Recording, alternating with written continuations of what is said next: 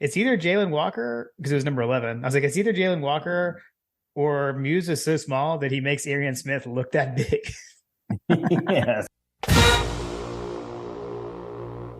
Welcome to My God Up Podcast. I'm Jim Wood. In this episode, John Powell and I review Georgia's 45-3 win over Ball State. We talk about our experiences on Saturday and what stood out to us during the game. As always, remember to check out the newly redesigned MyGottaPodcast.com to see our latest merch. And you can follow us on social media at MyGottaPodcast. Finally, we'd love for you to check out our presenting sponsor, AxiaTime, at AxiaTime.com. That's AXIATIME.com. Now, let's join the conversation in progress. John, how was your birthday weekend? It was pretty good, man. Kind of uneventful because I've got, we had homecoming, we had the football game. Basically watched football for my birthday. And then we had my daughter, she has the same birthday as I do. We had kind of had that going on as well. So brother-in-law came over, his kids and his wife came over on Saturday. We watched the game. I cooked wings again because we were playing the Cardinals. Nice. It just happened that I had an extra bag of 10 pounds of wings or 20 pounds of wings. I can't remember how much it was. And just ended up cooking another batch of wings. Nice. I know you guys did like a birthday twin lunch date or dinner date or something on Friday. And I remember you sending an amazing food picture. What was that? We went to this new restaurant over here in West Cobb called Walk-Ons, which I guess is like a Drew Brees, I don't know, it's like a Louisiana bistro kind of thing. Okay. Which is great because the spot that it opened in over by us is I don't know, it's been cursed. There's just been a rotating restaurants every year, I feel like. Nothing ever sticks. They've all been terrible. And this one is actually really good. We're super stoked about it. So I had wanted to go there for dinner. She wanted to go to hibachi or something for dinner. So we compromised and we did Asian in the evening and we did the bistro during a late lunch. It was a real late lunch. Yeah. But I had a shrimp po' boy. It was a shrimp po' boy. Yeah, that's right. Yeah. It looked amazing. It was pretty solid. I'm not gonna lie. Everything I've had there has been pretty good. Nice. Well, that's cool. That's cool. Glad that went well. I stayed here. I know I did. I can't even remember if I had decided for sure if we were going to go to the game or not. We basically made the decision Friday or Thursday night to stay at home, not go. So stayed around here. And then I spent my Saturday morning getting my TV set up because we had talked about the good games that were coming on and everything. So I got my multi-TV thing going. It was the first time to try out my new setup with my removable mounts for college football. So that was fun. So yeah, same thing. Sat around, did college football all day, took a break for some TV watching a little bit in the evening. And then went back and kind of finished the night out on the porch. Lily stayed up with me watching Pac-12 after dark. And we lit a fire. And did that to kind of finish off the day. So it was a good day. Pandas bean dip was made at the house to have. That was our during the game meal. And I sent a picture of it to you today. The salsa, it is Garden Fresh Gourmet. That's the salsa brand. And then I think Jack's Special is the kind or something. So I had a laughing podcast moment at Harris Teeter today when I was grocery shopping and sent you that picture. So that's what was going on there. That's amazing. Yeah, I'm glad you sorted out your salsa problems. Yes. I'm jealous of the setup you have. So they're removable mounts. I guess I didn't realize that they were removable. I was actually wondering that. I'll have to show you exactly what I did. Yeah, so I put they are called anchor bolts. They're in the posts on the sides of our fireplace out there. Mm-hmm. So it's basically a screw on one end and then a bolt on the other. Mm-hmm. So they sit there full time, and then I have hex nuts that cover them. So there's just two little nubs on each post when I remove the TVs, and I got these. I have a mount from Amazon, or I got just an Amazon Basics, arm mount that I place onto those bolts, and then I use like wing nuts to keep it intact. So it's hard to. I'm sure like talking through it is super confusing. I kind of have to show you, but I Yes. basically have those same bolts like in my office. So I actually take like I have a TV mounted on the wall in my office. I remove it from the wall and I put it outside. And then same thing with the Nice. other one. I don't have two in my office. The other one's in like the guest bedroom. So I do that. And so I've actually already moved them back. So like my TV's back in my office right now. I did that today after the late NFL games were over. So yeah. That's hilarious. Yeah. It's pretty sweet. It's pretty sweet. So yeah, I had 3 games going like all day. Because I've got my antenna runs out there. So I try to just watch, local over the air games on those. To leave the streaming bandwidth, for the Georgia game on SEC Network. So, but it worked out. It worked out pretty good. Good times. So like, obviously the main thing to talk about with the game is that Joey Chestnut was there to call the dogs. Like, what was? Is that the main? Is it the main thing? No, that's not the main thing. I was wondering, like, what? That can, I was messaging the thread today because I didn't realize it before or during the game, and I didn't see any social posts about it. But like, yeah, Joey Chestnut was there, and I was like, wait, what? What? Yeah, I knew because like when he called the dogs, my sister texted me and was like, "Oh my gosh, Joey Chestnut!" Because like 4th of July, it's like an annual family tradition. We watch the hot dog contest at the beach. So she was like, "Oh my gosh, Joey Chestnut is here!" So we were all texting about it. So that was pretty funny. But yeah, I don't know. Other than Georgia and Joey Chestnut are both really good at what they do. I don't know of any other connection. So that was super random. No, I buried the lead. Seriously. I buried the lead. I think the main thing to talk about is that like I feel like we should just get straight to it. That we have an official wide receiver of the podcast. I think it's at this point it's pretty official. I think it's official. Yeah. So it's time. We're ready to announce it. We got when there were multiple tweets that came out from the podcast account. Initially just after the opening kickoff return was awesome by Muse. And then when the punt return happened for the touchdown, like, again, usually we get the notifications during the game, like, hey, something just happened, make a GIF. This time the notifications were like, he has to be the unofficial official wide receiver. What are you guys waiting on? So, so then I was like, I texted you because I was like, I didn't want to just tweet it from the account before confirming with you. So remember, like I texted you and I was like, John, can we say this? Like, is he the unofficial official? Like, can we say this? And I waited until you responded before the tweet went out. So yeah, I mean, at this point, we gotta make a game time decision. We've been hopeful about Ladd. Right. At this point, he seems to be, as Kirby mentioned, day to day. So he's got some catching up to do. Right. But I mean, so not only we had that. So let's see the punt return, the kickoff to return right at the beginning of the game. He had another punt return that like he almost got loose on. And then just kind of like icing on the cake after the game in the post game interview, we find out that Mike Bobo gave Mekhi Muse the nickname Waffle House because he's always open. He's always open, always reliable. Oh my gosh. So yeah, that's perfect. I think that was like the icing on the cake. Yeah, for sure.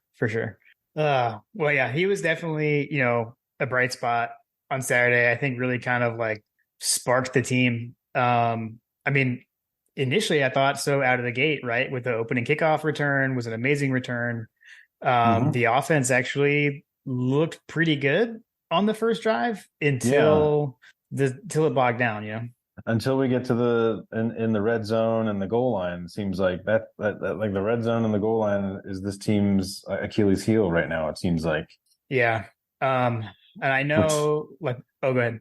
I was just going to say, which is not going to bode very well as the season progresses into the more difficult parts of the season. Yeah. I mean, when you think about it, that's kind of been, I'm like, if you're saying, dang it, Bobo kind of thing. I mean, it's been a recurring problem over the last few years. I mean, remember like even in 21, it was like we've rolled the jumbo package out there. Sometimes it would work, sometimes it wouldn't. but we would struggle in the red zone at times. Last year, it wasn't so much a struggle. Well, it was like touchdown or versus field goal because our scoring percentage was crazy high. But yeah, I don't know, kind of bogged down. And then the Beck fumble wasn't great. I think had the ball in the wrong hand. Probably trying to do a little too much with his legs. And then the missed field goal, next play. So kind of stalled everything out, and then we looked a little out of sorts until the punt return. Right. I think the other thing that was going on early that I was noticing, like we were running a lot of like lateral plays offensively, and like we were just missing the blocks, like things that probably should have worked, but it was like, either wide receiver or a tight end or somebody was missing their block in the perimeter, and that, like, I think they were probably. I didn't see it as much on Twitter. I guess Twitter wasn't as bad to me. Maybe I just wasn't looking as much, but as it was as like sitting in the stadium around like dang it Bobo stuff. I'm sure it was going on, but I felt like it was execution. So I didn't hear quite as many. Yeah, it definitely seemed like it was more. I think it was more execution related. Like there were some passes that Beck probably should have connected on. I mean, there wasn't a whole lot that I feel like you could really complain about. When you look at Beck's, like, his numbers, I think he had, he was 23 of 30, 283 yards, a couple touchdowns and one interception, which I guess I must have been, I haven't looked at the replay again. I haven't watched the game again because admittedly, like I was in the second half, I was in the midst of getting wings prepared. The game was already in hand, and I was in the midst of getting wings in hand. We saw the second quarter, so at that point it was like 31-0. So at halftime, I jumped in to like get all the food ready so that I wasn't scrambling at like 6:00. So anyway, I feel like I missed his interception. You know what? I definitely saw it, but I have not rewatched the game. So I'm totally blanking on what happened. Like it doesn't stand out to me. The fumble to me, I'll say this because like that's definitely like, oh geez. Yeah, like that sticks out to me. The interception doesn't, for whatever it's worth. Probably because we were up by like crazy. Oh, I know. I remember what it was now. I remembered. Okay. Okay. So it was a play where it looked like we had a free play. And I think Beck thought we had a free play. Oh, that's right. I do remember that. Yeah. So he threw it up. He threw like a fade to, I think it was to Dylan Bell down the sideline. Mm-hmm. And, he had to fight. It was definitely like a jump ball kind of situation, like back shoulder fade, I guess, maybe kind of play. And it was juggled. Like Bell got his hands on it. And then it was intercepted off a deflection. So yeah, I remember thinking that it looked weird because he kind of just threw it up there, like, and it didn't seem like it was there were a couple of situations. So there was one play in the first half there. He did a little swing pass out to, I can't remember which running back it was, but he like basically took a check down and he had Brock Bowers streaking over the middle, like wide open. And if he just drops it into the breadbasket, it's a walk-in touchdown for Brock Bowers. I think he also had someone else that was open on that route too. Basically he had a lot of opportunities to air it out deep on an arm punt situation, but like, that seemed like a really strange opportunity to take there. I don't know if did Kirby ever like talk about that in the press conference or anything like that?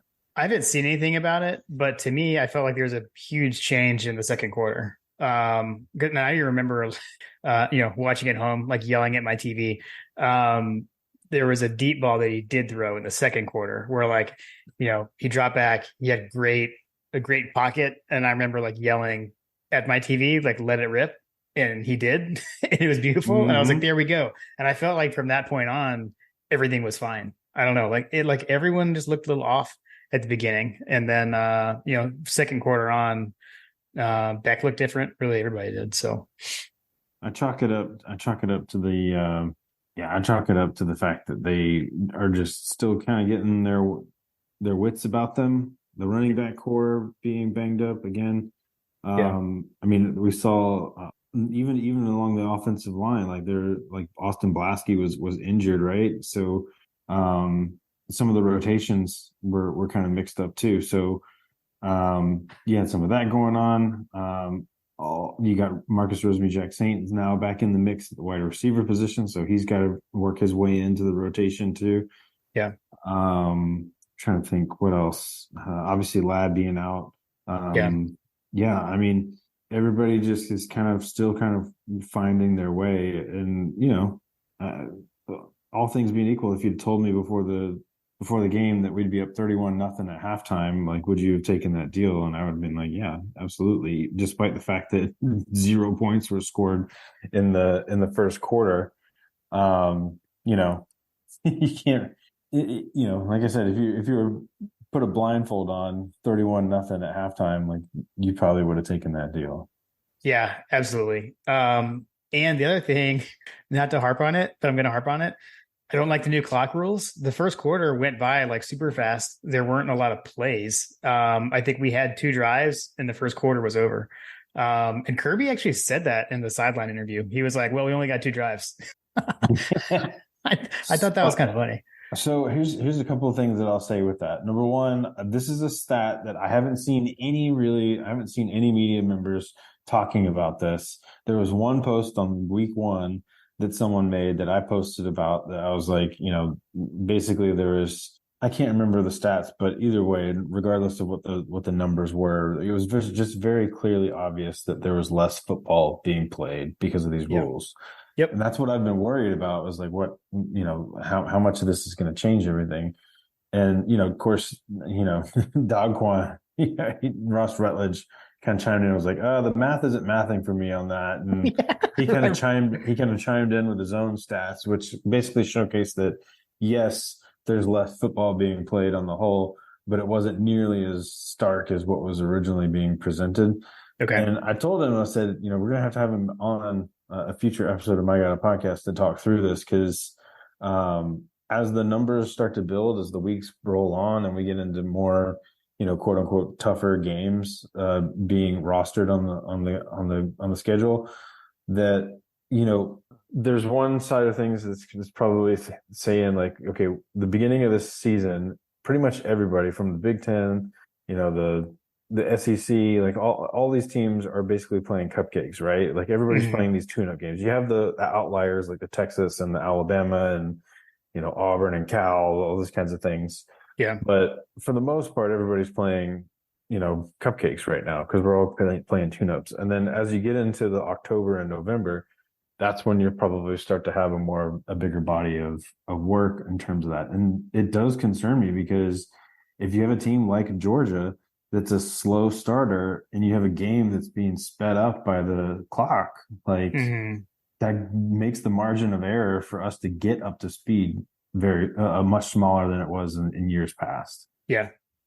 No, I agree. I mean, it's doing what they intended, right? Because like I was saying, preseason, my understanding is the reasoning is, or part of the reasoning is, the season's getting longer, and so they want to reduce, basically balance that out and have less plays per game, so that the players aren't playing more football.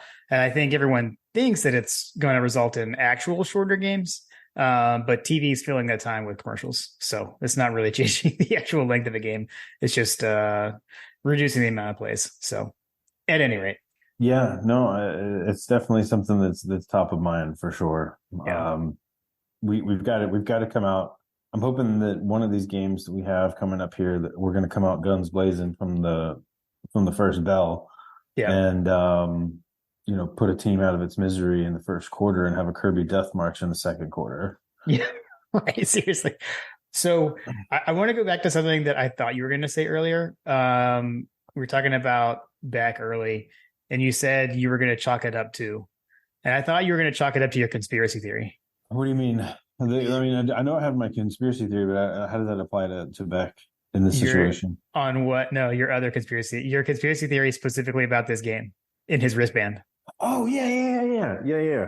So, so at the beginning of the game, Carson Beck was like, he came out and he didn't have his armband on. He didn't have the play call wristband that basically everybody reads. So they take the signal from the sideline, they take a look at their wrist, and then they get the play, and then he kind of quarterbacks it out, right?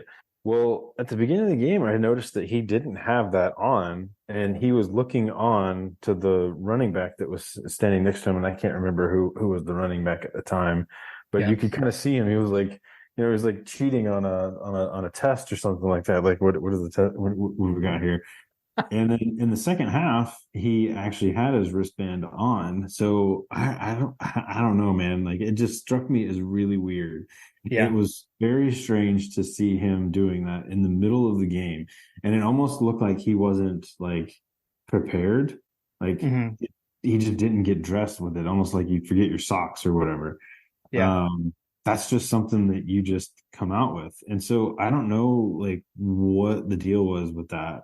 I wish that someone would ask Kirby about it because I noticed it very clearly on the broadcast. Yeah. But obviously, the second half rolled around. Maybe they got it together in the second quarter, but yeah, he definitely did not appear like he had all of the assets that's available to him to be ready for the game, Right.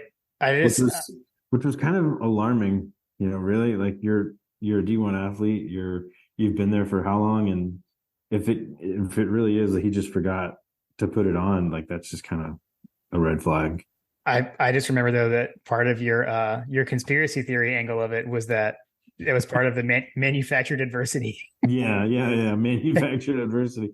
Hey, go play it. Someone, Go out there and play without your wristband.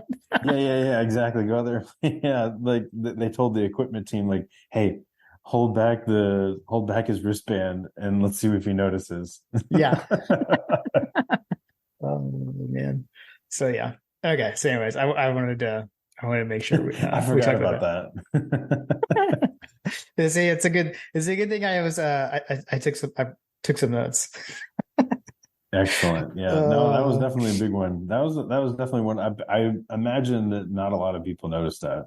I didn't. I had no clue. But like I remember like you brought it up and I know like John Tweet Sports, like he had noticed it too. I don't know. It's something like all the Johns recognized it. I did not recognize it. I did not notice that at all. So that was a good catch by you guys. Um I guess the other thing, like in the second quarter explosion, we did get to see something. I don't know what to make of it at this point. I got like really excited initially, and that was seeing Dylan Bell play running back. I mean, his touchdown run, I like really liked. Like it was like electric, just the way he was like kind of slashing, knifing through the defense. I had one of those moments where I was like, oh yes, like this is what we were talking about. Getting him in there, having like a shifty back. So, I mean, he didn't end up with any like eye popping stats, I guess, at the running back position.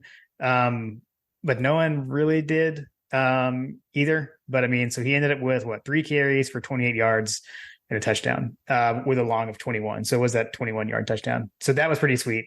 I don't know. I guess the other thing we were talking about in the conversation before we hit record, I did notice that Dylan Bell played less snaps in this game. So, he was in a lot as a receiver in the opener against UT Martin. So I do wonder, I guess it felt more like he really was a running back this game. I mean, he lined up at receiver, but so did Kenny McIntosh at times, right? So I don't know, but that was interesting. So something we'll want to keep watching there for sure. Because I mean, obviously would prefer to just get Dejan back, but we don't know when that's going to happen.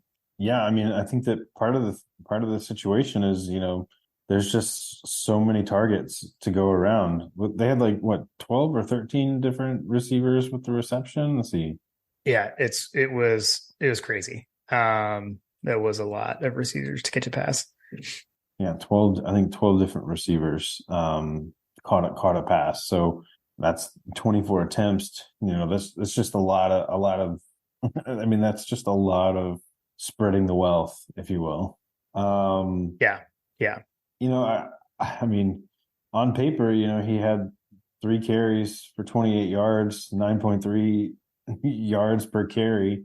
yeah, I mean, the one run play was the 21 yards, so yeah. that accounted for a bulk of his it was kind of that production. one. Yeah, But I mean, it was. I mean, I don't know that we have a running back that can flash that kind of I'll put it to you this way. It feels like that there's not anybody on the roster currently that can hit a shifty move like Dylan Bell did in that one Hmm. play Yeah. and reach top speed and acceleration that quickly. Does that make sense? Like, Yeah. Yeah, it does. I feel like that he is much more explosive in space. So, Yeah. given the conversations that we've had, shoot, Kendall Milton averaged 2.6 yards per carry. I know he's got the hamstring and all that stuff, but Roderick Robinson looked pretty decent. He averaged 6.3 yards a carry.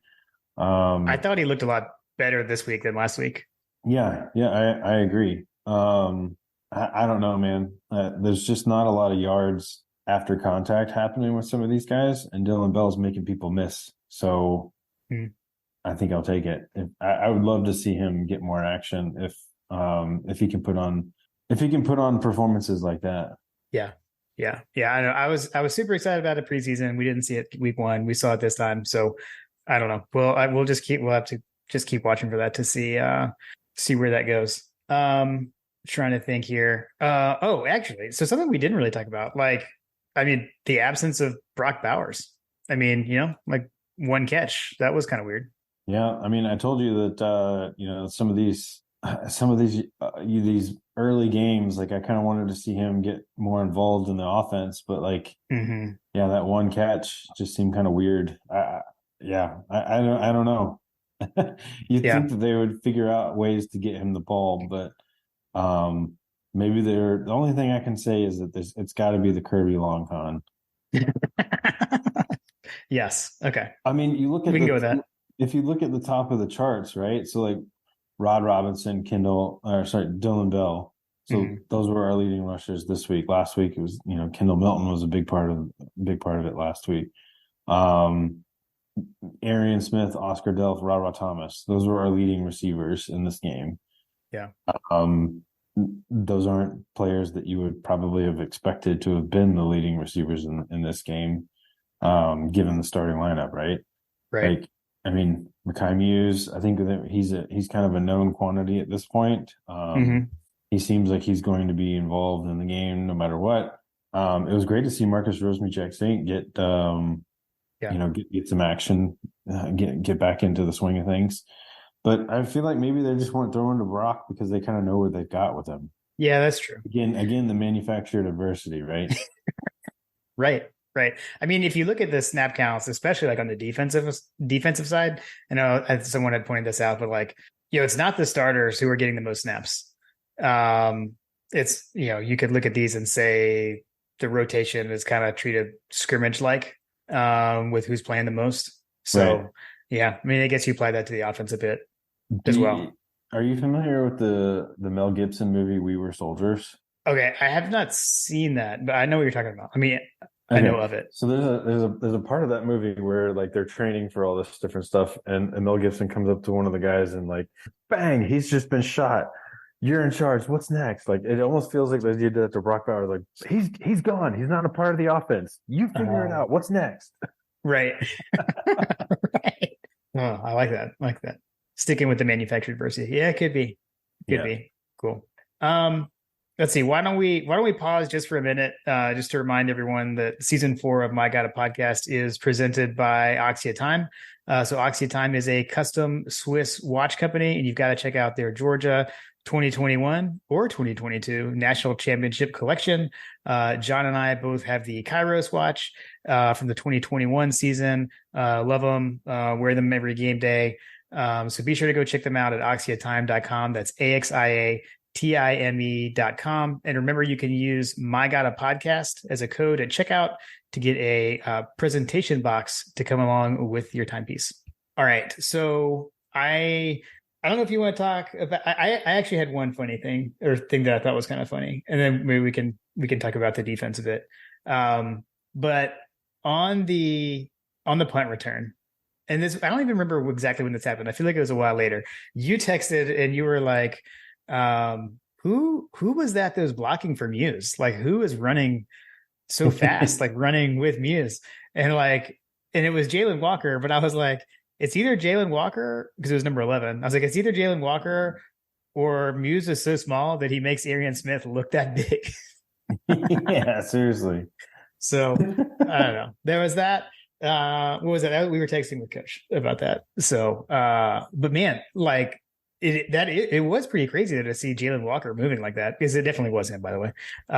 He was flying. So the blocking, I will say too, like the way Walker shielded the last guy was pretty awesome, right? Like he ran, turned his back to the guy, and put his hands up in the air, to show that it wasn't a block in the back. Yeah, exactly. That's pretty sweet. Dude, he was motoring down there. I was very impressed that he was, keeping up. It was almost like he had to slow down to make sure that no one was going to catch Muse from behind. Right? Yeah, yeah. It was impressive. It was impressive. And then the other one, I think I had meant to talk about this. You were like, "Man, these drops in the end zone are killing me." And I think it was Dylan Bell that had made the drop, and Coach said, "Well, I mean, he is a running back. Like, catch him, give him a break." Yeah, seriously. Those are my funny texts of the game to me. Both those just cracked me up. So had to relay that. I don't know. I guess, I mean, the defense, you talk about like 31-0 at half, even when you talk about a 0-0 first quarter, right? Again, we've got the defense pitching a shutout, only giving up 3 points. I feel like we've I think both games, you get to that point where it's like the other team is just desperately trying to score. They did score, but we've had those moments. They only came away with 3 points. Yep. I don't know, man. Like the defense is still, I don't know. It does still look like that Georgia defense to me. I mean, that's one thing that you can definitely count on is that Kirby Smart's going to throw a defense out there that's going to perform at a high level. Yeah, I mean, even though at times, like I remember we were texting, the Dog Central folks, multiple folks on the DC thread. I'm curious to see Graham's 12 takeaways. I don't know if he's posted it today. I haven't had a chance to really catch up, but it seemed like that we were getting kind of death by 1,000 cuts over the middle in terms of our defense. It just felt like that they had lots of open space over the middle versus us, which I'm assuming Kirby and Schumann and Boom are gonna see that and hopefully take steps to address it, because that could come into a big problem with as we get deeper into the schedule and some of these teams that have better wide receivers that could potentially, catch the ball in open space and give us more of a fit. Yeah. Yeah, I know. I definitely, I had another, a moment of frustration on a deep ball that they threw down the left sideline. And I was like, oh man, that guy's wide open. However, that was the play that Malachi Starks got his interception. I mean, it's so amazing to watch. Like you're sitting there like, oh my gosh, the receiver's so open. And then you see Malachi Starks just fly across the, for me on the TV screen. I can't imagine what that looked like in the stadium. I need to talk to my dad to see what that looked like from in the stadium, because where our seats are, like in the end zone. I mean, he comes flying across the field and just erases the play and intercepts it. I mean, it was unbelievable. Is Malachi Starks, is his nickname the Eraser? I mean, yeah. I mean, I think it should be. I mean, he's been doing that, and you brought that up in the first game, right? Where even with tackles, right? Like guys get around the edge, and you're frustrated, and then Malachi Starks just comes flying down the field and erases that too, and tackles the guy. I don't know. I mean, he's been. I feel like his physicality has increased since his freshman season. He's definitely was always the ball hawk. And I'm not saying he didn't hit last year, but I mean, we had Scene, right? You had Scene, then Christopher Smith. And I felt like we'd be getting that from Bullard shifting over, but to see Starks get his helmet in there and do that too has been pretty cool. Agreed. Other things that you saw, I know from my end, our Caucasian brethren are showing out. You got Oscar Delve, you got Cash Jones, you got Carson Beck. I don't know. Yeah. Is there a new law firm name in there somewhere? Jones, Beck Jones and Delph, or something along those lines. Oh, we have to see if there can be a new law firm. Hmm. Okay, I'm struggling, but we can. I bet we can work that out. uh, um, I was thinking too. On the defensive side, you got Chaz Chambliss with the crazy Oh yeah, off the yeah, foot interception. yeah, dude, that was nuts. I mean, I don't know that I've ever seen anything like that before. That was insane. Like I think that's actually at the point where we were sitting at our table like eating bean dip, and when that happened, like I was watching it and didn't register with me immediately. Like when it just happened, I was like, wait, how did that couldn't have been an interception? Like that can't like like I was waiting for that to be a review and the ball hit the ground or something. Yeah, seriously. And they showed the replay. It's like, no, yeah, that's exactly what happened. So I don't know. And We had is like that legal? right? Yeah, yeah. So I don't know. I mean, we had like two. The one to Tucky Smith's interception also had a kind of a deflection there as well. So Mhm. yeah, I don't know. I love what I'm seeing out of the defense. Continuing to get after it. I don't know. It's like they just kind of do what they do. What they do. I always feel weird, like not even really being able to analyze it because like yeah, that's just kind of what I expect from the defense at this point. So I'll give you a couple of things to think about and ponder Okay. on the defense. Zero sacks. Hmm. That is concerning to me. We had, 6 tackle for loss. But yeah, I don't know. When we were going through, and I know that we'll get to coaches over unders, but like, I think one of them I think one of them was a sack number, right? Hmm. And I remember when you asked that question on the preview episode, I was like, if anything that has to do with sacks, I'm going with the under because this team has not shown that they can get to the quarterback yet. And if you can't get to the quarterback on Ball State, I don't know, man. We may just be designed to just allow the secondary to feast and the linebackers to feast, and the defensive line is to just not allow any rushing yards because that was something else that was also noticeable too. The Cooper guy, right? He only had 8 yards rushing. Hmm. They had 77 yards rushing as a team. Yeah. Yeah. Um, yeah, I mean, basically they had to rely on their passing game, and that wasn't very good either. So you have a line that's holding them on the rush, and you have a secondary that's holding them on the pass, and it's kind of like, well, we'll just kind of wait for them to make a mistake, and then we'll get off the field and off we go. Like it doesn't seem like havoc is a huge aspect here. I would imagine that if Kirby were looking at the havoc plays here, that they probably wouldn't be up to the standard. Right. Yeah. Yeah. I think in this one, the turnovers probably offset that. I do know, like in general, I don't know, we don't like if you think about like a guy like Jermaine Johnson, right? Like what we asked him to do at Georgia versus what he went and did at Florida State. They're asking you to do something different there on the end there. We're more about like holding the edge and sealing the edge than always pinning back and rushing the passer and getting the gaudy sack numbers. So I think that's part of it. But yeah, that's definitely something to keep an eye out for, especially as as the level of competition goes up. Yep. Cool. Let's see. On that note, on the level of competition, the spread on this game, we joked when we were doing our picks, like, oh my gosh, the spread is so high. Spread was 42.5. We won by 42. All I'm going to say there is that is why I do not gamble. I can't, I can't, I can't imagine, like winning a game 45-3 and being like, oh, but we didn't cover. So I'm not, I couldn't deal with that. One other fun fact on this, and I shout out to the Bulldog Brunch. I heard this on the Bulldog Brunch today. 45-3 was a Georgia scoregami. So Georgia had never won a game 45-3 before this game ever. I did see that. Yeah. So that's one. That was one of our season long over unders with Coach. Or it was a bonus. Remember, we did over under on how many Georgia scoregamis would happen this season. So that's one. One has happened. I want to. Speaking of like interesting numbers and all those kinds of things.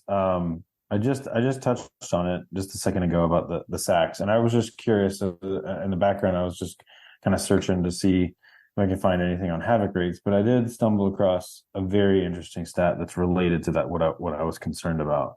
Okay. Georgia ranks 115th in the country in terms of percent of sacks. Okay. Um, it's interesting. Again, kind of under the umbrella of like everybody's got the tune-up game. So like all things being equal, like we're all playing, these lesser opponents kind of stuff. Right. So like, I feel like that number sticks out like a sore thumb in terms of like the season thus far. There's a number of teams on here that I do not like being associated with. South Carolina, Florida, Clemson, Georgia Tech, LSU. None of these teams have recorded a sack yet. I bet they've all allowed a lot more than 10 points over 2 games, though. Right. There's that. There is that. But interestingly, the number one team in the country right now is Arkansas. Interesting. 29%. Huh. Yes, sir. Yeah. Oh, that's all I got to say for that. Yeah, seriously. Shout out Coach Pittman. Yep. It is what it is. Yeah. Tennessee's up there too, so that'll be interesting to watch that play out. Yeah, and we play them so late. It's so weird. I'm not used to that. But yeah, seriously. Unfortunately, we did not come out of the game unscathed on the injury front. So we had Tyrion Ingram-Dawkins and then Javon Bullard. So I know Bullard was on or in a walking boot on the sideline. Left first or second drive came out of the game. And then showed back up on the sideline in a walking boot. So we'll watch that. We'll see what Kirby says about that in his pre-South Carolina press conference. So we'll see.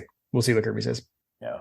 All right. Well, as a level of competition goes up, looking forward to get to the SEC. I don't know that I have really anything else to say about this game in particular. But I was curious, John, unless you have anything else.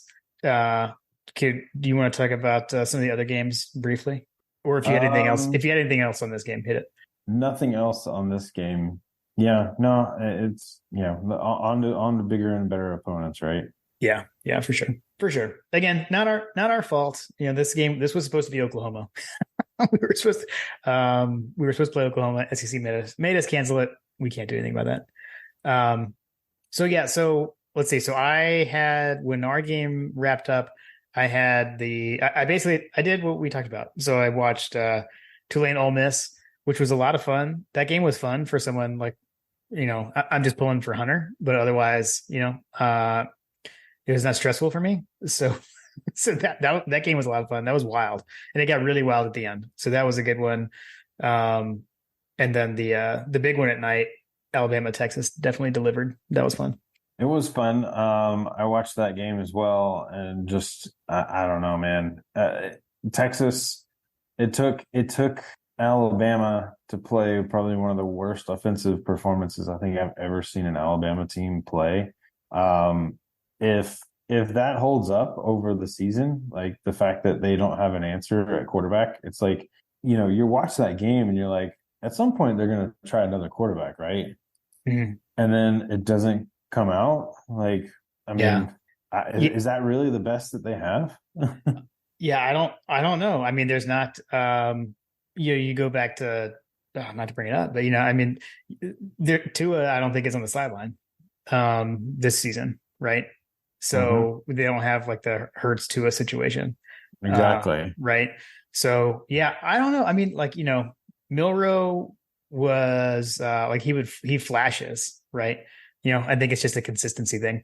I'll say, like, think back to though when we had we had at least 2 guests come on in the offseason and predict Alabama to lose that game. So Logan called it when he came on, and then even Chris Marler said it, and Chris said Alabama is not going to have the quarterback situation figured out yet by the Texas game, and so he felt they would lose. So got to give him credit there. And I don't know. I mean, I think I could see Milroe being the answer. I mean, when he takes off and runs, it's electric. He's got an arm.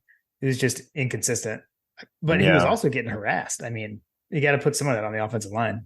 Well, all right. So you say that, like, I mean, we're not an Alabama podcast, but basically, I mean, someone's I can't remember if they said it or if it was just something I made up, but he seems like he's Mike Vick.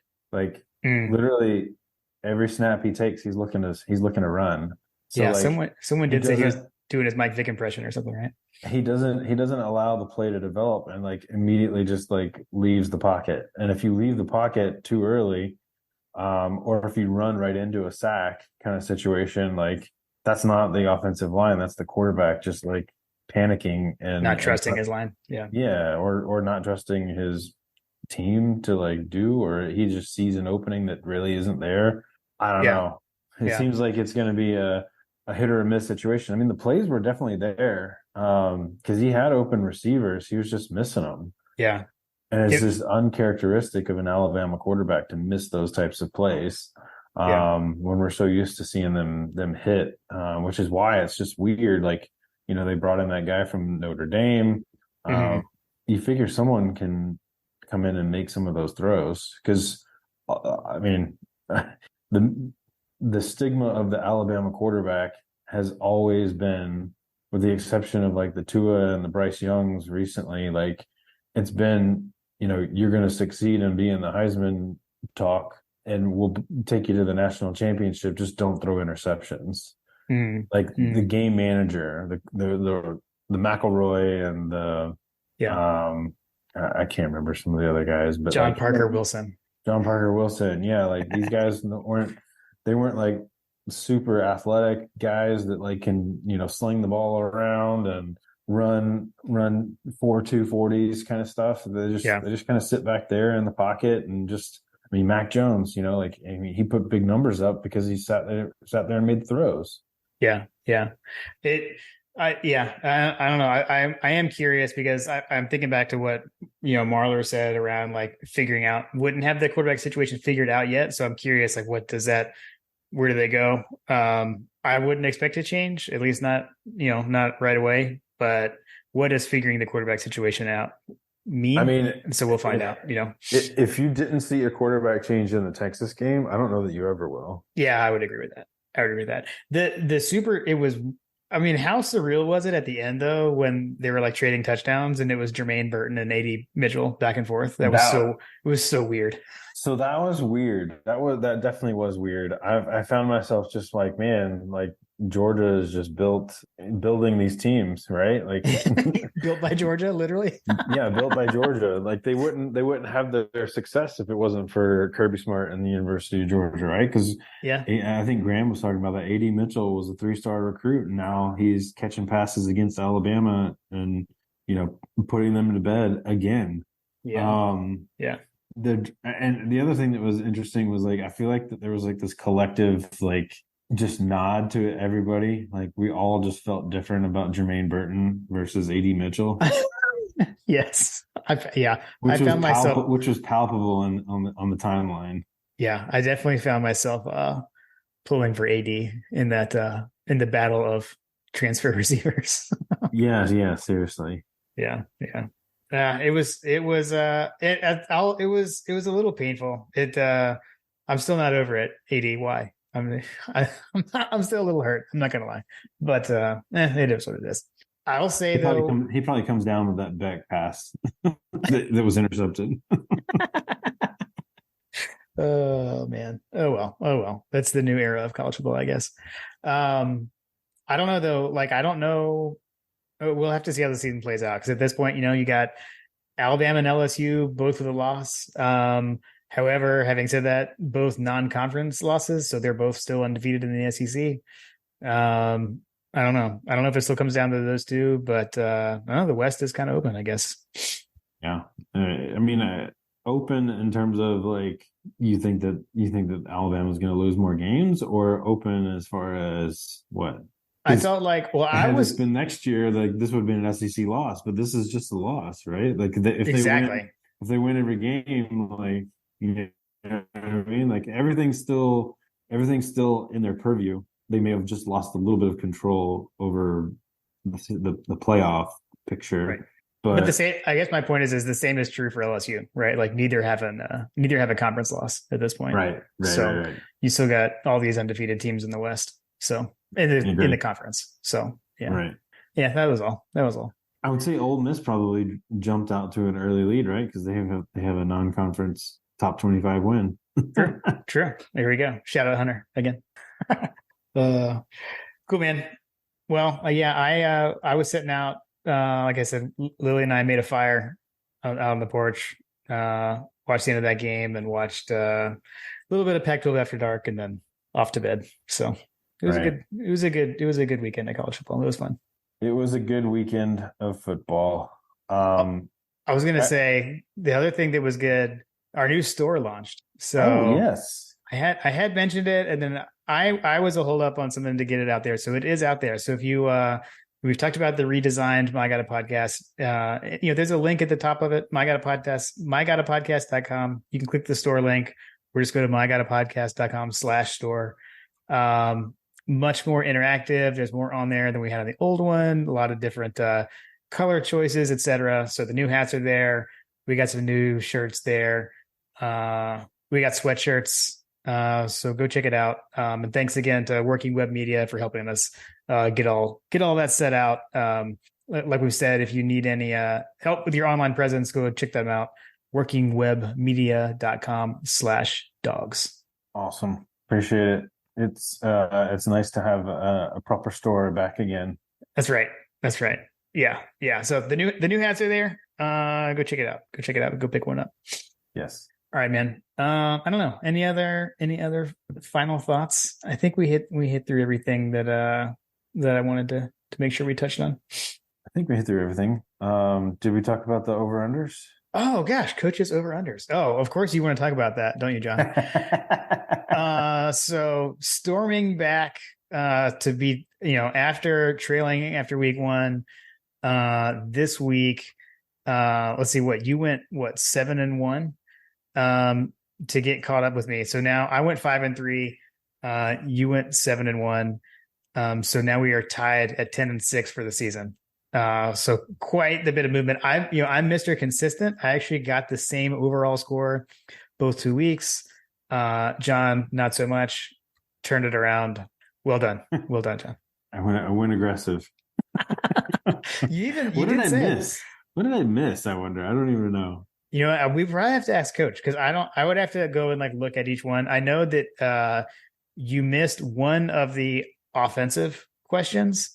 Okay. We both went 2-1 on the offense. And so what I don't know is did we miss the same question? I don't think we answered everything the same for the offense. So we probably both missed something different.